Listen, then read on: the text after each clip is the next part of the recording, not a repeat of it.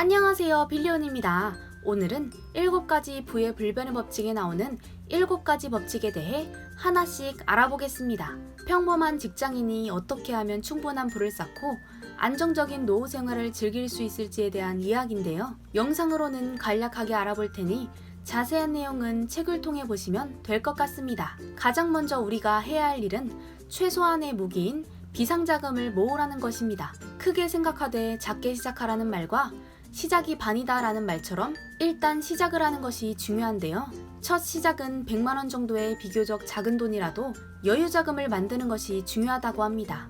많은 사람들이 스스로 부자되기 프로젝트를 시작한 뒤 예기치 못한 긴급 상황이 벌어지면 쉽게 좌절하고 포기해버리는데요. 긴급하게 돈을 써야 하는 상황이 와도 자신의 투자에 영향을 끼치지 않도록 미리 비상금을 만들어 놓는 것이 굉장히 중요한 것 같습니다.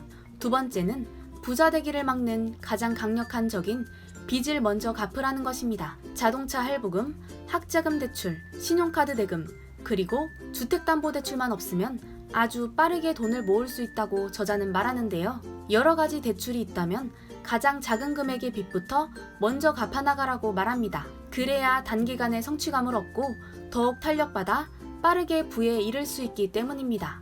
그리고 세 번째 단계는 몇 개월도 끄떡없는 여유 비상금을 만들라는 것입니다. 우리는 살면서 아주 짧은 시간 안에 끝나는 긴급 상황뿐만 아니라 몇 달 혹은 1년 정도의 기간 동안 지속되는 예기치 못한 일을 마주하게 되는데요. 예를 들어 어느 날 갑자기 금융위기가 온다거나 실직을 한다거나 하는 일입니다. 주식시장이 폭락했는데 여유자금이 없어 주식을 팔아야만 하는 상황이 온다면 정말 끔찍할 것입니다. 네 번째 단계는 품격 있는 삶을 위한 노후자금 마련하기입니다. 앞에 세 단계를 성공적으로 완수했다면 이후에는 적당히 관리만 해줘도 재산을 쉽게 유지할 수 있다고 하는데요.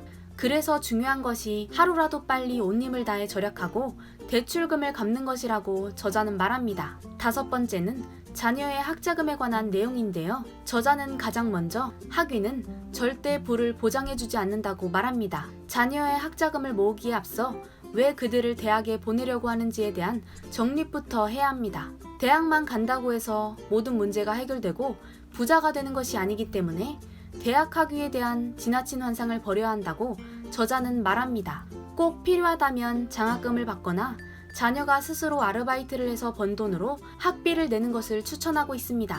여섯 번째는 자유를 향한 마지막 관문, 주택담보대출을 상환하는 것입니다. 여러분이 대출이자를 내는 동안 부자는 돈을 불리고 있습니다. 많은 사람들이 부자가 되려면 투자해서 대박을 내거나 복권에 당첨돼야 한다고 생각하지만 사실 확률상 그것은 굉장히 어려운 일입니다. 지금 여러분의 자산 수익률에 가장 크게 영향을 미치는 요소는 벌어들이는 소득과 절약하는 돈의 크기입니다. 투자 스킬도 물론 중요하겠지만 돈을 모으는 초기에는 소득과 저축의 크기가 자산 증식에 가장 크게 영향을 미친다는 것을 기억하시기 바랍니다. 그리고 마지막 7번째 단계는 즐기고 투자하고 부자가 되는 것입니다.